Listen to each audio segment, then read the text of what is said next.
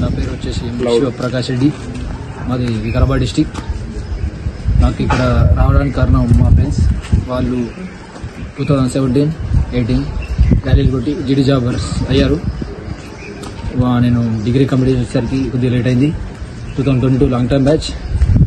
First attempt జీడీ rally కొట్టేశాను, medical పోయింది అందులో. Next time nursing assistant apply చేశాను, అది కొట్టేశాను, అందులో మెడికల్ పోయింది. ఇది last final attempt. The best faculty ఉంటారు డిఫెన్స్ అకాడమీలో.